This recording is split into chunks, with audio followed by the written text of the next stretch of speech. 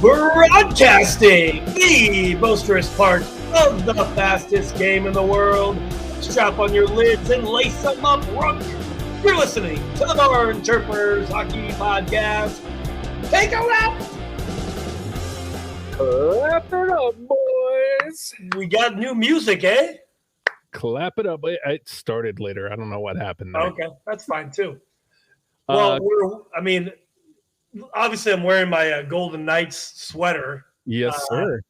And obviously everybody knows I was pulling for the Cats because I'm an Undercat story. I love a good Undercat story. But I have had this Robin Leonard number 90 sweater for the Vegas Golden Knights since February. And I decided to bust it out today because, hold on, wait, there it is. There it is. There it is. There it is. Because as everybody knows, I mean, we're a week removed now. The Vegas Golden Knights won the Stanley Cup. 5 games, friend. 9-3. Whoo! I know. 9-3. We don't have to get into it too far. I think it's a little bit far removed at this point. But, I mean, the biggest things, as we said, Vegas was a freaking wagon. That's right. And including us, nobody ever picked them to win. And they just ran through the playoffs. As we said, every single episode of our entire existence, we already knew this. Yeah. And the post-game interviews, a lot of the guys were like, yeah, we probably could have played some more.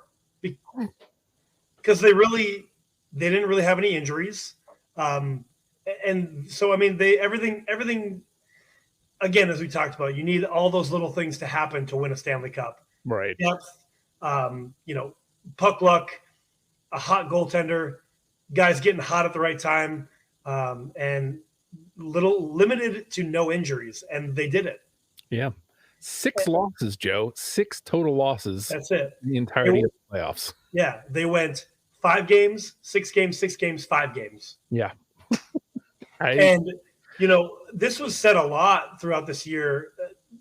We might have even talked about it too, that the East was so stacked. It was like, well, the East is probably just going to beat the crap out of each other. So the West is just going to pick up the pieces. Like, it was kind of a forethought that the West was probably going to win this year because the East was so stacked that they were just going to beat the crap out of each other. And it's true. They did. The East beat the crap out of each other. And as we know now, so again, Matty Clutch, we have to talk about our boy real quick. Yeah. A broken sternum, Justin. Ooh. A broken sternum that happened in Game 3 of the Stanley Cup Finals.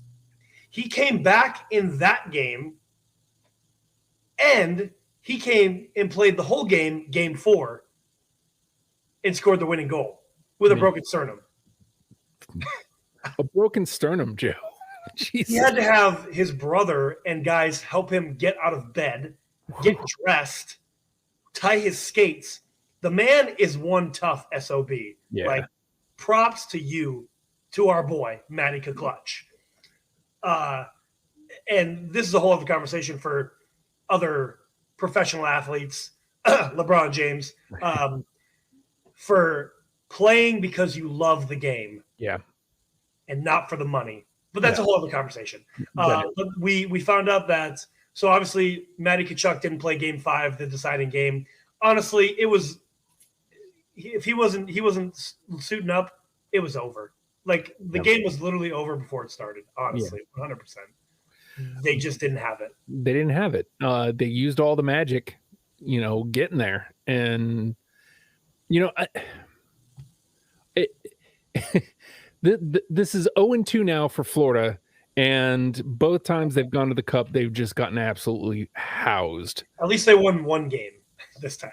This time they got one. I could argue that this team is better than the. I think so. 97 was it? 96. 96. But like, I was rooting for them because they were the underdogs or undercats. Sorry. But man, oh man, like I don't want to keep repeating this, but Vegas was just better. I don't think there's much more to say. Like, I didn't watch a single game, which bums me out. I was super geeked up to watch the final. I didn't catch any of it. That's on me for not, doing better. I'm doing better to try to make it happen. There was a couple days I could have, but I did watch Vegas play in the regular season a couple times against New Jersey, and just thinking, man, this is a frustrating team to watch my team play. For sure. Yeah. And so I couldn't separate, is this team just that good? Or is, hey, look at that. Just in case my computer dies. Okay, gotcha. Folks behind the scenes. BTS. Is this frustrating to watch because it's my team, or are they just that good? So just props to the Golden Knights. Hey, and hats off. I'm happy. Hats off to you guys. Like, I mean, seriously, that's 6 years of being in existence, and you have a cup, and you've literally been a contender every single year. Like, that's a great organization. Yeah. Honestly, they've done it right as well. They have a winning atmosphere, a winning team, and I do, as a sports fan, having Vegas, having an NHL team, the Vegas Golden Knights, be the first Vegas championship, considering now that we know that there's a lot of teams trying to show up in Vegas. Like, there'll be every major professional sports team in Vegas in the next 10 years, guaranteed. Yeah. So, we already know the NFL moved over there, the Raiders. Mm-hmm. MLB is coming. I bet there'll be an NBA franchise or somebody will relocate there. Mm-hmm. I'm surprised they don't have an MLS team yet. They will. So Vegas is a hot spot. So I'm glad that hockey won its first championship. Slight correction. The WNBA's Las Vegas Aces won the WNBA championship last season. Oh, okay. So, well, correction. All right. The Knights are the second, though, and the first of the major four. Oh, yeah, okay. I was going to say, is hockey a major anymore? That's a whole other conversation. But to that point, that's obviously not hockey, but WNBA. Like, if only it was more readily available, then we would know that. Both of these sports need that. Yeah, but so my other point that I wanted to just touch on real quick, and I don't necessarily like to go with that because then it just sounds like excuses, but there was a lot of guys on this Florida Panthers team that were injured back in the Boston series that continued to play and show up. Aaron Ekblad apparently had a broken foot, a torn oblique, and had to pass concussion protocol at one point back in the Boston series. So, that's insane. Brandon Montour is dealing with some things. There's a couple other guys that were dealing with some things. And that just goes to show that we've talked about it before of the Stanley Cup is the hardest trophy to win. Of course, we are biased because we are hockey fans, but truly, if you look at like this type of play, if you look at the injuries, if you look at what it takes to win the Stanley Cup, bar none, this is the hardest trophy to win. I would say if I'm going to pick them, hockey is definitely number one. NFL, I would say number two, the Super Bowl trophy, just because it is also a hard-hitting sport. But, real quick, we talked about hits and stuff for hockey a few episodes ago. Let's say football real quick. So they play, 17, 18 games now in a regular season? 17 now, yeah. Okay. Yeah. And then essentially you have to win. Well, if you get a bye, then you'll have to win 3, correct? Mm-hmm. Right. Or you might have to win 4. So 3 or 4 extra games. Okay, so you're just barely cracking 20 games in a season. And as a contact sport, whatever, you're on the line guy, and let's say there's 70 plays. So there's 70 hits happening, right? Well, let's just say that for a thing, right? But again, that's only over the course of 20 games. Right. In the NHL, 82 games regular season where there is hits happening all game. You're getting your body smashed every single shift. Right, in the game. So 82 games in the regular season, and then you have to at least play 16 more games, and that's if you sweep every single round, which doesn't usually happen, right? Right. But there's a potential of 28 more games that you could have to play in a sport where, and I give props to, I don't want to think that I'm dogging like MLS players, like they're running marathons every game too. Like that's tough. But they're not hitting each other, right? Right. So, yeah, cardiovascular ability, but hockey players, You're getting your body smashed every single shift. You're skating miles a game. It's the hardest trophy to win, bar none. I will argue anybody on that till the day that I die. I don't have to go into that anymore. If you're listening to this, obviously you're a hockey fan and you know that the Stanley Cup is the hardest trophy to win, which is why, and that's the other. I'm going to go on another rant. Somebody rants today. We have a Jack Eichel rant. I have a Jack Eichel rant coming up too. Real quick, I saw the celebration of the Denver Nuggets win the championship. There was no excitement. Well, there wasn't going to be, because the Larry O'Brien seems a lot easier to win. Number one for Furkies. Again, I think there was a further conversation of that down the pike. I'm sure there is. But it just seemed like one of those things of like doing it for the money and doing it because you love the sport. So, I will say that Denver's squad does seem to like basketball. Like, I will give them that credit. But they had a cakewalk like Vegas did too, other than the Suns took 2 from them. Everybody else they just beat up on. So like in NBA, and I don't want to get too deep into the weeds. This is a hockey podcast. Yeah. Follow us at BarnChirpers Pod on the Instagram. I don't want to get too deep into the weeds here, but it does feel like the NBA chooses who's going to win the championship. And to me, Denver was going to win the championship this year. That was going to happen. And that could be a later conversation too. So, about sports and stuff. But again, hats off to Vegas Golden Knights. Hats off to the Florida Panthers. They worked their ass off. And I don't know if you've heard if you haven't heard it, go find Paul Maurice's exit interview, the presser after the loss. He wasn't necessarily emotional in his facials, but you could tell by the words and his tone of how much this team meant to him to coach and how special this team, this squad, this year was in his entirety of coaching. Yeah.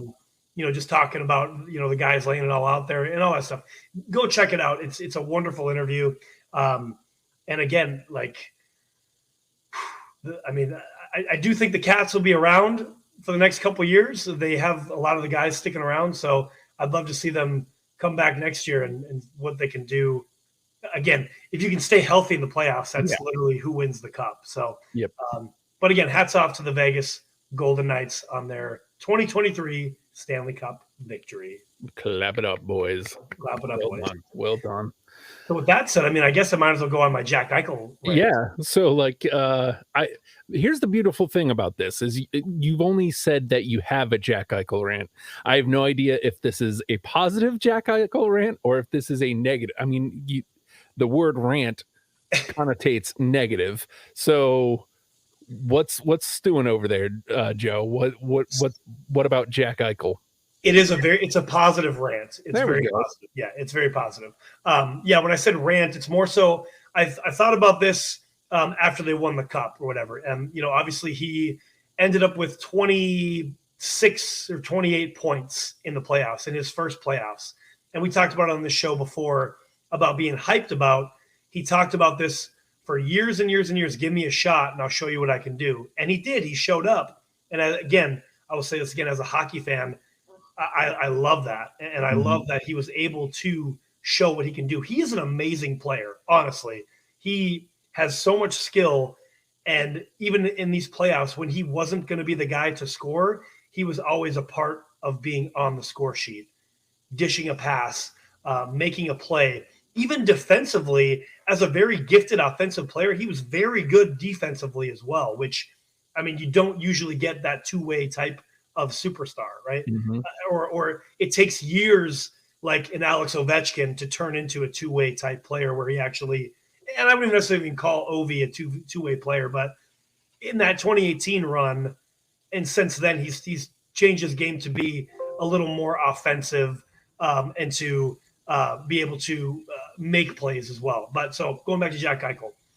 So he is a very gifted player, bar none. My rant on this, and not even rant, but the thing that I thought of was his time in Buffalo. He spent 6 seasons in Buffalo, and in his last 2 seasons, he was given the C. He was the guy, right? And I just think wait, let me think about this for a second before I'm going to say it. We'll start with Vegas.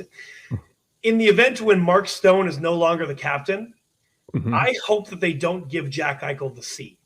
Don't make him the guy, in my opinion, because I don't think that he can carry the wagon. He can be the guy that pulls the wagon as far as motivating the boys, yelling at the boys when they need to be, setting them straight. Again, he's a wonderful player, amazing skilled player, and he can make plays with his eyes closed. But I don't think he's the guy to lead a team as the captain. And I say that because in Buffalo, again, we know that management during that time was not the greatest. There was a lot of turnover with coaches and the management team.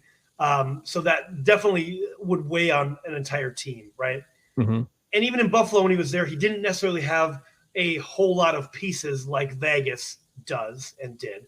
I'll agree to that. But he did have guys like Sam Reinhart, Brandon Montour, Ryan O'Reilly, and kind of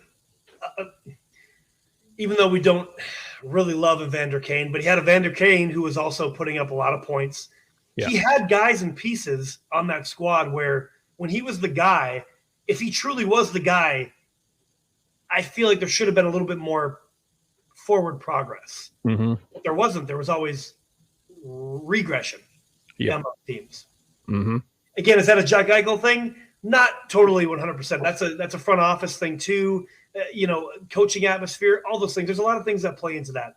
He was also a younger man then too. So having a few more years to develop and to mature could make a total difference. This is kind of just a what if scenario when Mark Stone is no longer the captain. I still think you don't give the C to Jack Eichel just because he's kind of been the guy in the playoffs, him and Marchessault, right? They were kind of the guys. I don't think you give him the C because maybe the pressure was too much for him in Buffalo. Maybe.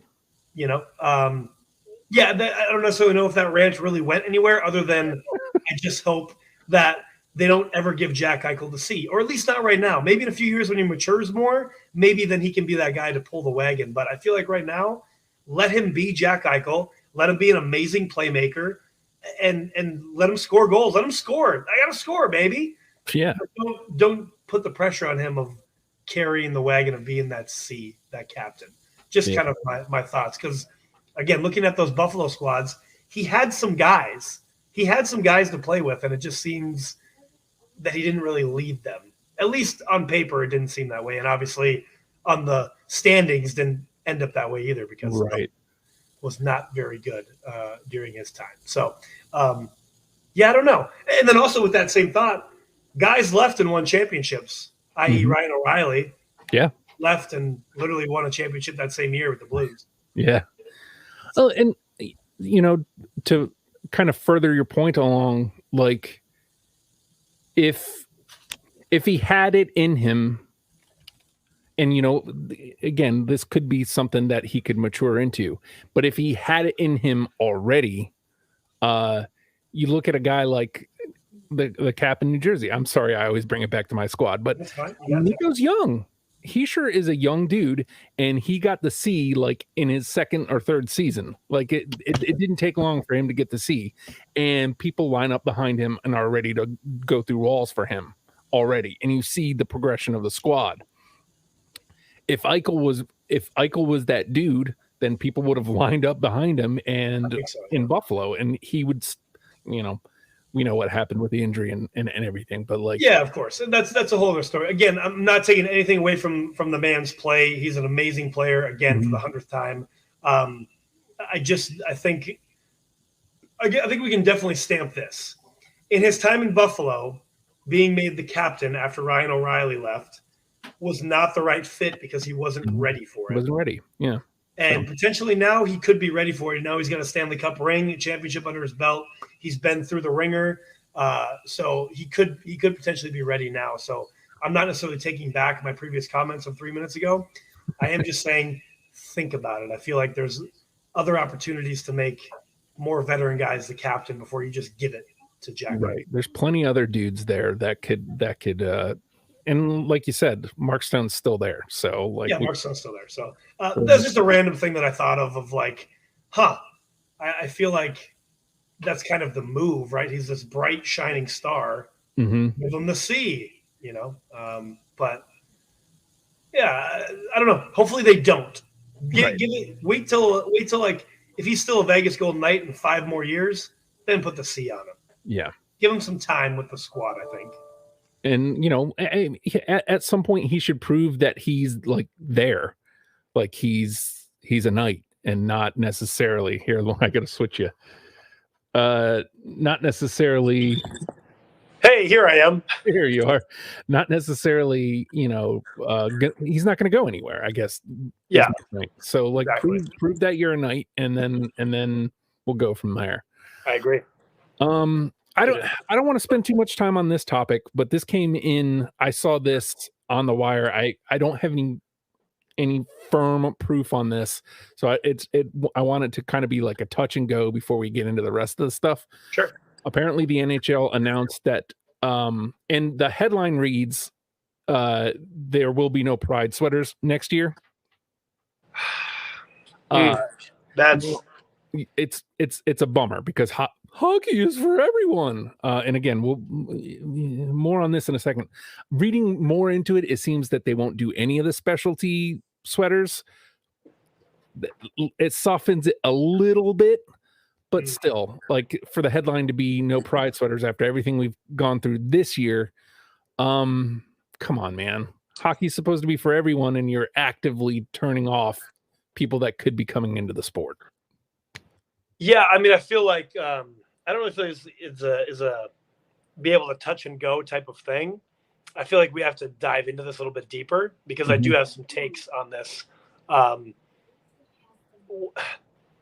Yeah, that's really unfortunate. Honestly, that's just another bad move by the NHL of dropping the puck, if you will. Yeah.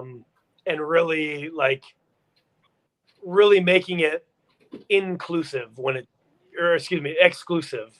it should be inclusive. That sucks to hear. I'm listening to you, but I'm trying to get like confirmation on this. Like I said, I kind of saw it on Twitter, so I want to make sure. Yeah, man. Yep, there it is from ESPN.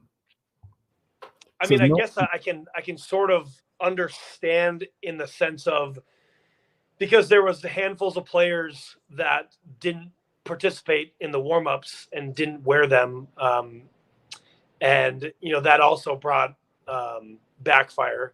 And I mean, I've said it too. Like, obviously, we're not swearing on the show anymore, but bleep you. That's BS. Hockey's supposed to be for everyone. And I'm gonna go into it because it's on my mind anyway. The thing about it is, like, again, in whatever your religion is, whatever your beliefs are and stuff, cool. Nobody's telling you not to believe in what you believe in. You're literally just wearing a team sweater who, by the way, you're getting paid millions of dollars to play a simple game, because it is a simple game, and you're getting paid millions of dollars by this team, and you're wearing a team sweater that is showing, again, that anyone living, breathing human can play hockey, and you are welcome here. You are welcome in this barn. You are welcome to boo. You are welcome to cheer. Don't throw stuff on the ice, but you are welcome to boo, and you are welcome to cheer no matter who you are, your race, your religion, what you believe in, who you love. It is as simple as that. Nobody to wear the warm-up Pride sweaters or whatever other events that they're doing that night, but specifically the Pride sweater. Nobody's telling you have to stand up and start being an activist and start speaking out and do extra press conferences about speaking out about rights and human rights and stuff like that. While, I mean, you're a pro athlete and you have a platform, it'd be pretty simple to be like, hey, don't be an a-hole and Yeah. Just love your fellow human. You don't even have to, you know what I'm saying? Like accept them. Does that make sense? Like it blows my mind that, and even this is going on a whole other thing, but let's just think just to hockey, but it blows my mind that to collect a paycheck for millions of dollars and like, well, it's against my beliefs. Is it though? Is it really? Or are you just so fearful and ignorant that you can't include another human being to want to show up to a hockey game to watch your team play? I wish I had something more thoughtful to add, but like it is as simple as lace them up, put the sweater on, and get over it. Like I don't believe in it. Don't believe in what? What, you don't believe that these people exist? Is that what you don't believe in? Like that's what it comes down to. What belief, what religion, and I'm not saying I know anything about religion because I really don't, but and the different, what's involved in different religions, and this is getting on a whole other thing, but yeah, what's preventing you? What don't you believe in? Humans? You don't believe in humans existing, and that humans should be accepted to watch you play and collect millions of dollars? Because guess what? If hockey is for everyone and we let everybody, an inclusive thing that no matter who you are, like I just said, any living, breathing human can come to this barn and watch us play hockey. Guess what? That's more money and more revenue coming into not only that barn, that team, but the NHL. And guess what that means? A higher salary cap. Guess what that means? More money for you. It's pretty simple. It seems pretty, and like you said, just to tag this back on, no one's asking you to be an activist for it. No, literally. Just wear a sweater. Nobody's saying you have to now, because you participated in Pride Night and wore the warm-up sweater, that you have to start going out and do extra press conferences on your day off and be a human rights activist. Nobody's saying that. Like literally, you're just participating in a simple thing of everyone is welcome here. Yep. No matter who you are. And it blows my mind that that's so hard to grasp. And yeah, it's wild to me. It's absolutely wild. But I wish I had Jack Hughes' quote before all this went down, because he was asked about Pride Night. And again, I keep swinging around to my boys, but they do the shit right. Sorry. They do. I think you only got SHI. I don't think the T came out, so I think it's okay. They do it right. And he was like, yeah, man, we want everybody here. We want everybody to come watch us play hockey. And that should really ultimately be what it's about. Come watch us play hockey. We want everybody in the barn. And for some players, it's really been not about that. And it's actually been quite the opposite. And you think about some of these markets, Vegas specifically, and I don't think anybody on Vegas has come out against. So, I don't mean to, shine the light on them, but I mean, off the top of my head, San Jose, Philadelphia, Florida, Vancouver. Those are the only ones I remember. Florida, the Stahl brothers, and Carolina, the other Stahl brother. Mm-hmm. Yeah, but there you go. There's a deeper conversation to be had there too, I think, because where is it corporate greed and where is it there is a line here, but like, yeah, of course there is. I mean, again, everything is about money. So again, I mean, I literally said it too about, the sport should be inclusive because then that means more money. I literally said that too, but at the end of the day, like it should just be everyone can come watch us play. Yep. There shouldn't be any involvement of beliefs or anything about that. Like, do you want Chucky down the street to be able to come watch you play hockey? Yeah, I want to come play hockey. Okay, well, he's a trans male. Oh no, he can't come anymore. Yeah. I mean, really? You just said 5 seconds ago he could come. Yeah. So it's dumb. Ridiculous. It's ridiculous. Oh, wow. Well, now we lost. I'm not sure what happened there. We're just having technical difficulties up the wazoo here. Let's move on to something happier, should we? Yes, please. Yes. I don't know where you want to start, because I can't remember if it happened before or after. I'm looking for you. I can't remember if it happened. I guess it would have happened after. Here, let me add you back. There you go. Technical difficulties. We're good. Hey, follow us at BarnChirpers Pod on the Instagram. There we go. We'll start here just because I started going into it as you were trying to get straight. Jesper Bratt, the Bratter resigns with the Devs. 8 years, 56, I think was the final tally. Yeah, like 7.5 AAV. Right. And locked him up, dude. That's a solid get. Yeah. And I like how he came down on his price because he was the rumor mill had him like trying to get 8 a year, and I was like, he could have if he showed up in the playoffs. That is exactly what I was going to say. If he wasn't ghost in the playoffs, and again, he got the one empty netter at some point in. I can't remember which round it was, but he got an empty netter, so he scored once. And it's different. Like Timo didn't score a lot in the playoffs, but he was like an every shift guy. Like he was doing something. Bratt was just ghost. So if he had a good playoffs, I think he could have got that 8 mil. But I'm glad they were able to come up with something that worked for the team and worked for him. So I'm happy that Bratter's going to stay at Dev. I mean, the biggest thing is locking him up long term. He's one of the core guys, and really, if I'm those guys, I would take, if you really believe in the team, I would take a more team friendly deal so that way you keep the squad together so you can win a cup. Yes. What's more? I mean, hey, some guys, do want to get paid, and you should get paid. I do believe in that, but man. The dream is to win the cup. So, like, do you just want to be a millionaire, or do you want to be a millionaire and win the cup? Right. Because you're going to be a millionaire either way. Yeah.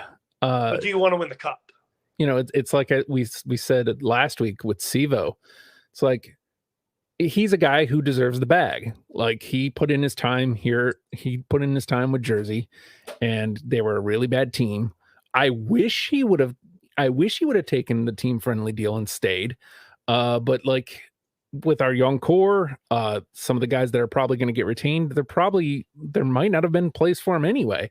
So like take the money, go to Columbus and see what happens. But Bratter, like, sure, maybe he could have got a little bit more money out on the market, but if this team stays close to intact, we can win a cup within the next 5 years. I think it's very possible. Yeah, I agree. So there's that. Bratter resigns. Do you want to go through? Because I sent a bunch of stuff to our at BarnChirpers Pod. By the way, everybody on Instagram, there was a lot of rumors this past week and some other things going on. I don't have it in front of me because I'm using my phone, of course. I will say while you're looking that up, last night the Hershey Bears won the Calder Cup in Game 7 overtime winner against the Coachella Valley Firebirds. Look at them go. What a way to win the cup though. Game 7 overtime, hell of a run. So the Capitals AHL squad, the Hershey Bears, win the Calder Cup, and I forget what number it is, but they set a record for most Calder Cup wins. I believe it's 12. Wow. So yeah, they win a lot. And again, Coachella Valley, I mean, brand new squad, mini Kraken. So that's great to see too. That they essentially got both the NHL and AHL teams did well in the playoffs. Yeah. In their first go around. So that's for them. That's really exciting. Really exciting thing to see moving forward. So first thing I see here is Sean Monahan re-signed with the Habs 1 year, just shy of $2 million. That's I think that's probably a solid for them. I imagine obviously it's just a bridge deal and see kind of like sign and see what happens. What happens in the draft and how this squad does. We talked about it last week, I think, about the Canadians were very injured last year. So Yeah. let's see what happens when they actually have a full squad. So I think that's probably maybe where he and his agent were at too, considering he didn't have a great year last year and he was injured as well. So would he have gotten the idea there is have a really good season this year and stay healthy, and whether you re-signed for, Sean Monahan's, I want to say he's late 20s, maybe early 30s, but either way, his next contract will be probably his last contract. Right. So a 7-8 year deal and really cash in. So the way you do that, obviously in your previous season, to have a really great season. Again, going back to Bratter, had he shown up in the playoffs, he probably could have gotten 8, maybe 8.5 per year. But so Sean Monahan re-signing is good for the Habs, and let's see what happens this year for him. I do remember seeing the Sabres signed 1 year Gergmansons, Gergmansons. That's exactly the name I was just looking at. I'm glad you decided to say it. If I saw the spelling in front of me, I probably could have done it better. But he's a solid player. I remember because I watched a lot of Sabres games last year, and he was on the score sheet a lot. He's a solid player. So kind of the same idea, that 1 year deal. I think this is more so Buffalo really trying to make a playoff push this year. They were so close last year. They just missed it. They kind of, like we talked about, got in their own way and lost some games that they should have won. Otherwise, they would have gotten that second wild card spot. I feel like this signing was a team-friendly deal. Keep him around because he's not necessarily part of the core, but he's been around for a couple of years. And let's get a couple signings, and hopefully they bring in somebody, a veteran, maybe even a goaltender, Hellebuck. He's available, and see what happens. So I'm excited to I'm glad he stuck around because he's a solid piece. Yeah. I'm going to skip to these last couple that you sent because we'll end with Hall of Fame. Sure. But the thought and belief, this is rumor mill, the thought and belief around the league is that Lindholm, Hannafin, and Backlund are leaning towards not re-signing with the Flames. Also Toffoli. And the last one he sent is bye-bye Toffoli, which means he's officially gone. Like they're just not, he's done. Yeah, man. It's crazy to think that, they fired Daryl Sutter, and the thought essentially was, okay, cool. That was the problem. This squad wasn't vibing with Daryl Sutter anymore. Well, so you got rid of Sutter, and now all these guys want to be gone. Like, deuces. Yeah, wow. Dude, that's very problematic for the Calgary Flames. Absolutely. Considering they just traded last year for Huberdeau and Weegar and signed them to monster contracts. Yep. They are no like ability, reason to go into a rebuild. Nope. Like they were essentially on the cusp over the last couple of years. That's not rebuild territory. But now 4 of your top-ish guys don't want to be there anymore. Woof. Wild. That is crazy. And we talked, I don't want to delve too back into this part of the topic, but what a disappointment they were this year. Like they were wildly disappointing.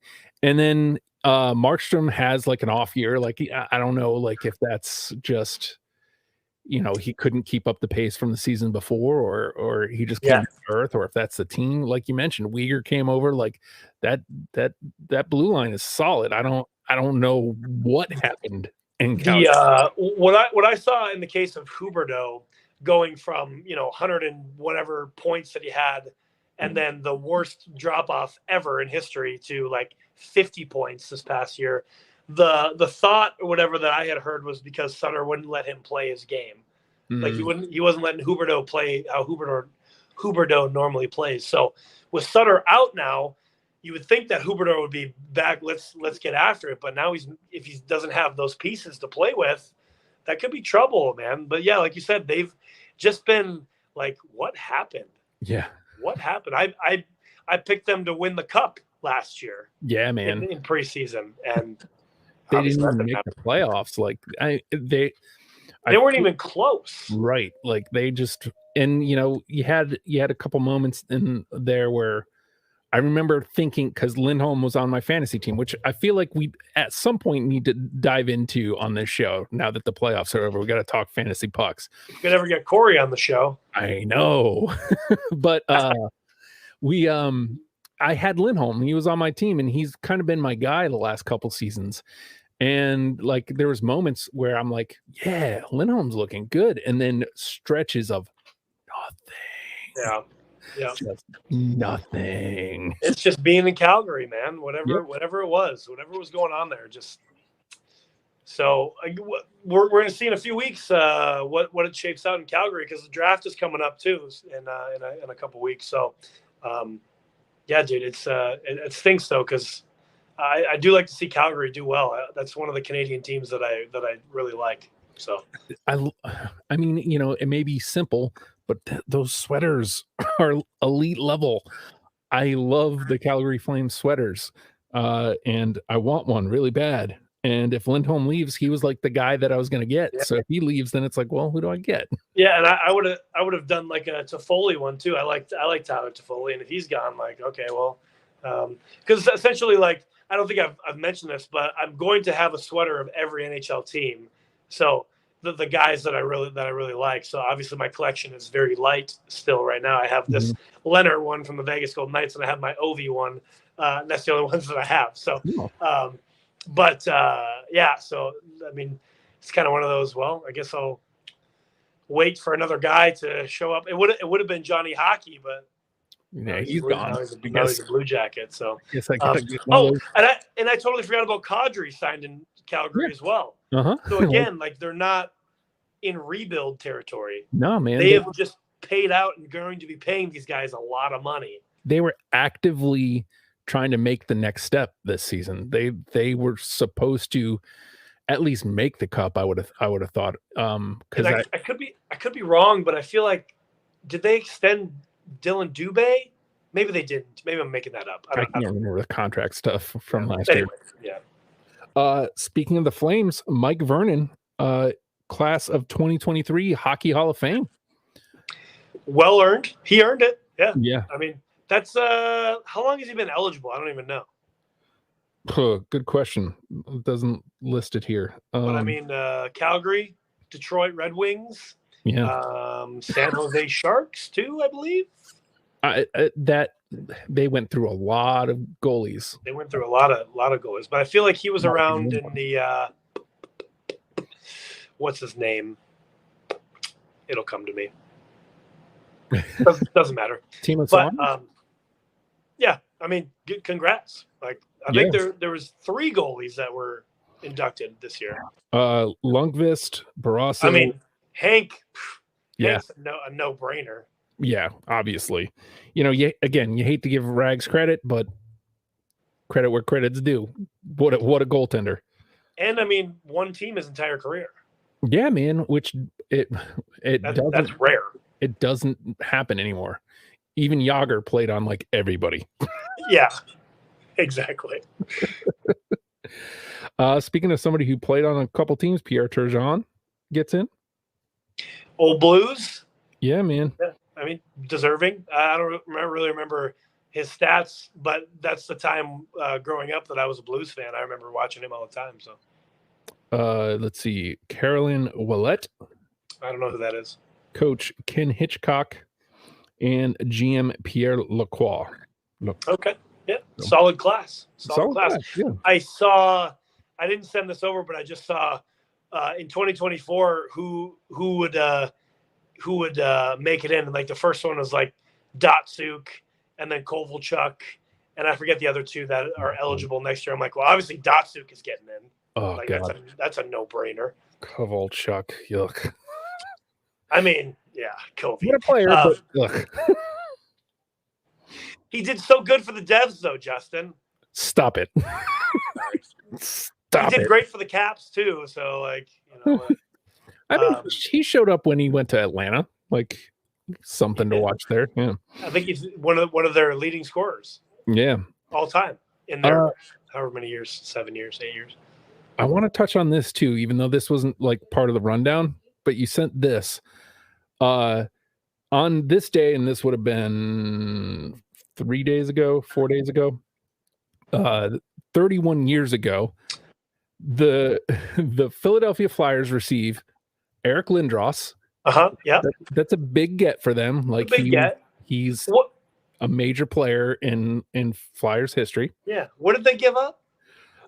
So over to the Deeks, Peter Forsberg, Ron Hextall, Steve Duchesne, Gary Huffman, Mike Reekie, Chris Simon, $15 million in cash, 1993 first-round pick, which turned out to be Jocelyn Thibault. Wow. Haven't thought about that name in a while.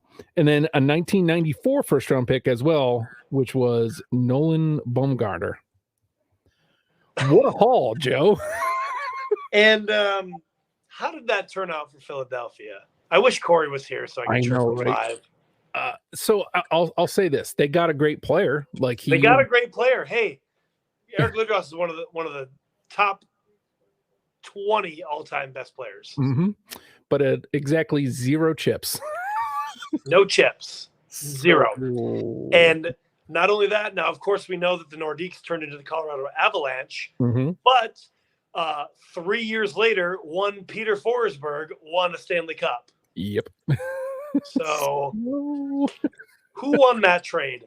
Obviously, Quebec Nordiques / Colorado Avalanche. Absolutely. So I mean, trades they're a weird thing. And I don't know this for fact, but I texted it to you, and I don't know this for fact again. So if you know, chirp us at BarnChirpers Pod on Instagram.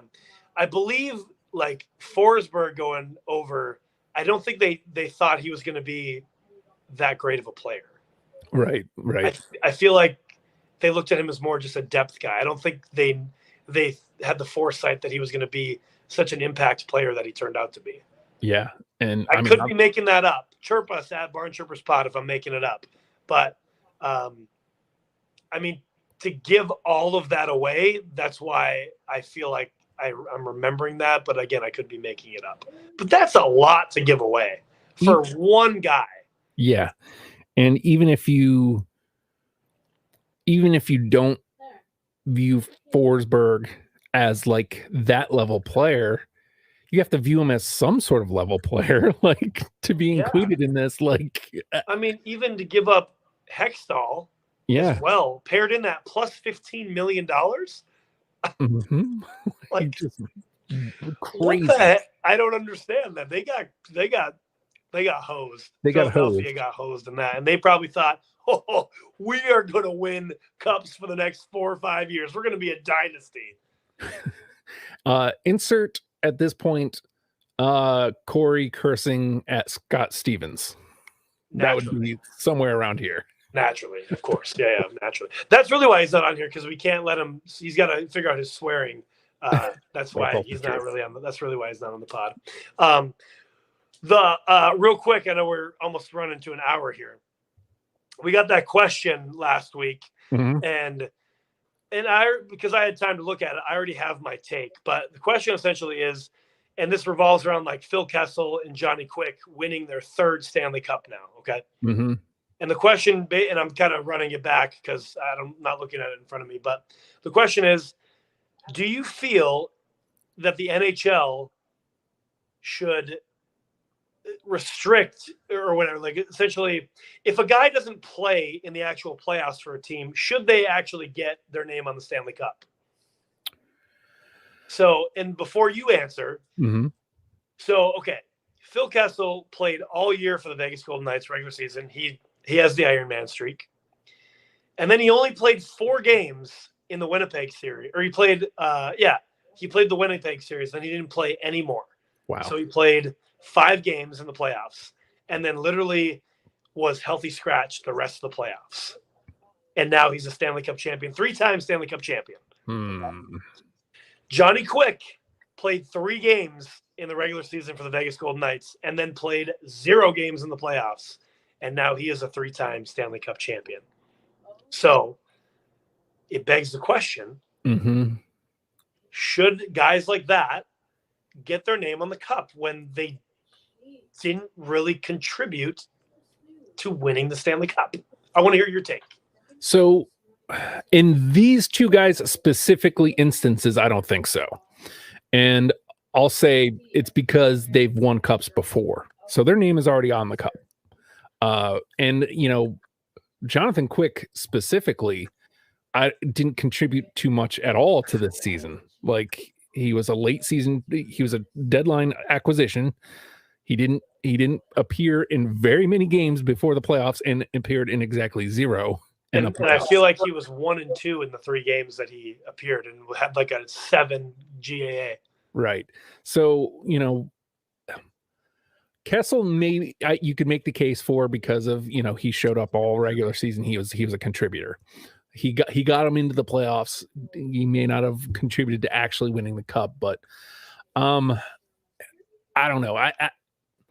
If Kessel didn't already have his name on one, and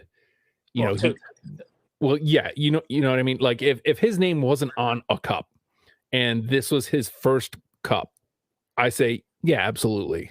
Because there's guys, like, if something happens in Columbus, I'm swinging it back to my dudes, sorry. But if something happens in Columbus and Sivo, they get to the cup, but Sivo doesn't play, I want his name on the cup because I love that guy and I want that for him. That's like, I think the comparison for Corey would be Giroux. If something happened in Ottawa and they win the cup and Giroux, for whatever reason, doesn't play, I would bet that Corey would say, yeah, I want this guy's name on the cup because I love that guy.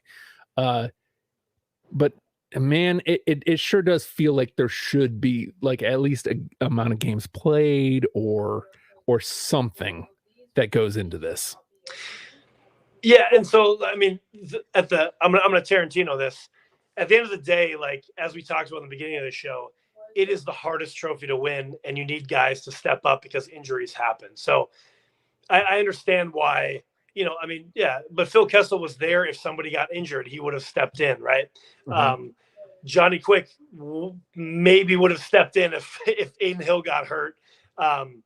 So at the end of the day, it's not going to be a thing because it does take an entire squad of, 30 plus guys to win the Stanley Cup, even if you play 1 game, 2 games, or 82 games, right?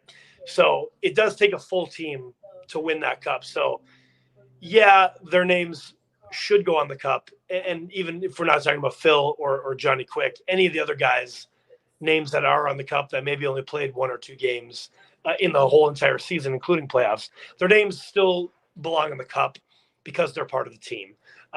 So that is my take on it. Yes, because it takes a full team. Now, if it was me, and I looked back at Phil Kessel's stats when he played for the Penguins and won those 2 cups, he was a huge contributor regular season and the playoffs. So bing, bang, boom, 2 times on the cup there. Johnny Quick, we know, led the Kings to those 2 cups, 100%. I think more so for me, if it was me,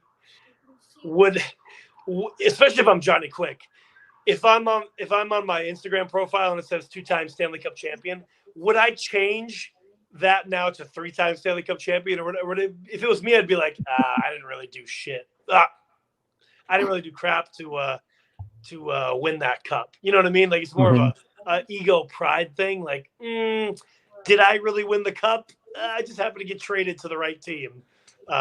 You know what I mean? Maybe even for Phil too. But if I was Phil, like, am I really 3-time champion? I'm a 2-time champion, but am I a 3-time champion? I don't know. But I guess if I was going to say, if there was going to be like a thing, I feel like 10 games in the playoffs. Yeah.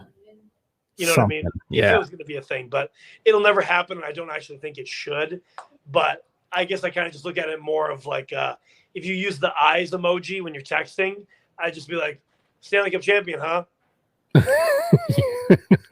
Really? Are you sure about that? Are you really sure about that? Are you really though? Yeah, that's kind of my take on that. But thanks Sorry, I don't remember what your name was who sent that question in, but thank you so much. At BarnChirpers Pod, if you have questions, comments, concerns, if you want to chirp us, definitely chirp Corey about being a Flyers fan. Yeah.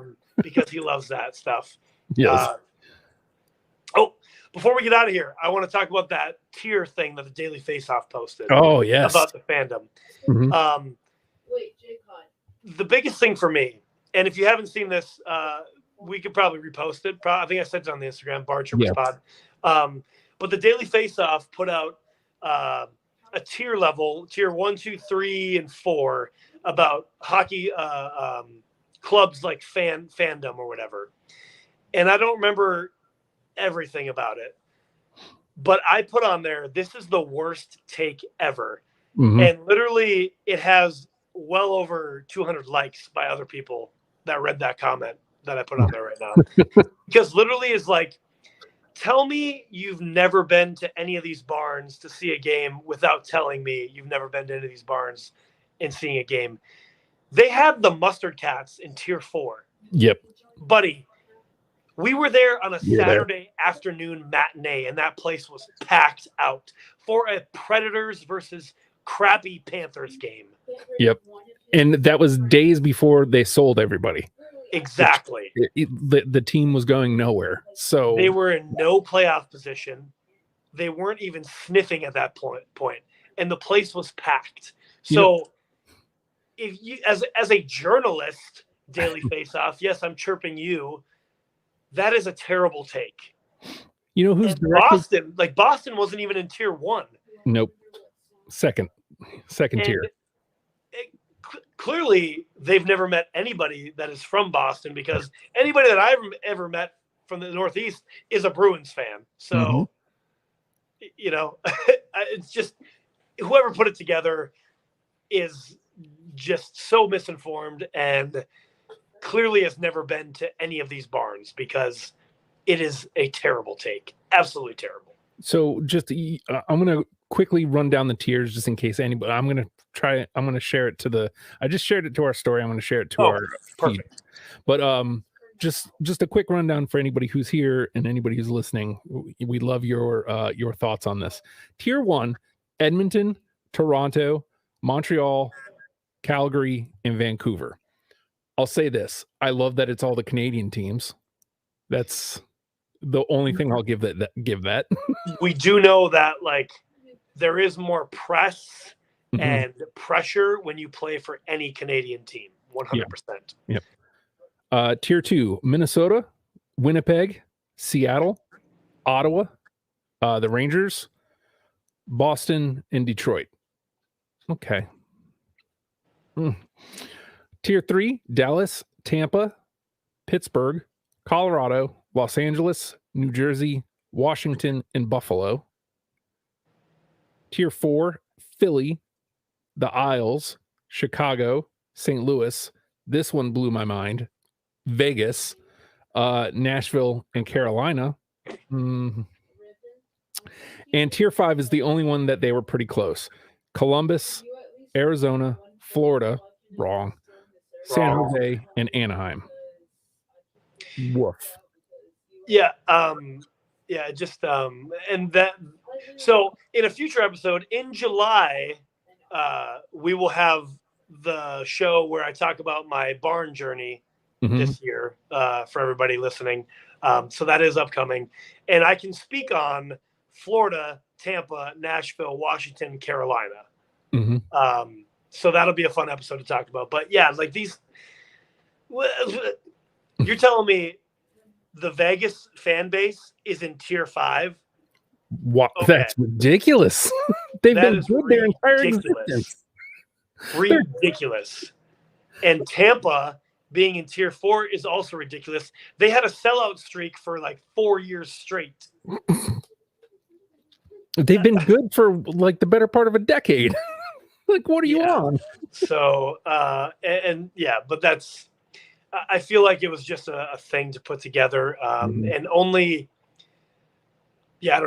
putting, like making it even across the board, I think was, maybe they were pigeonholed in that by making it even across the board to fit everybody in. Yeah, maybe. But you could have easily, you could have easily made this a 3-tier system, and it would have made more sense. Yeah, agreed.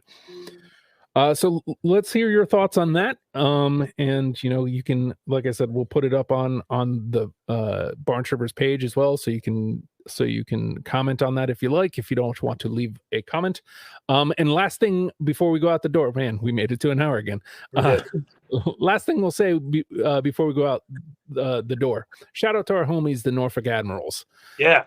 Very much looking forward to some sort of working relationship with them. I'm not trying to, muscle or anything, but it is in the works. Like, your boy needs to get over his, like, it's just the kids are out of school, so it's been a busy couple weeks, and I just need to type an email, and then things are going to happen with us, your BarnChirpers and the Norfolk Admiral. Very much looking forward to that would be great. Hey, anybody that doesn't know, they are a part of the ECHL, so third tier minor leagues.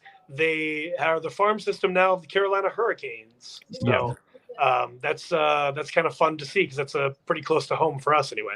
Yep. So next week we don't have Stanley Cup to talk about anymore, so we're going to talk about some type of topic. It's going to be great. It's going to be a good time. We're not sure what exactly it's going to be yet. We do have ideas though. Yeah. So just stay tuned. Maybe we'll do like a story, ask a question, or something like that. Maybe we'll do that. We'll see what happens. But tune in next week, and we'll be back chirping at you and stuff. Hoaxer, you got anything else? Nope. We're good. All right, y'all. Stick taps and sellies, boys. Clap it up. Clap it up, boys. End the broadcast.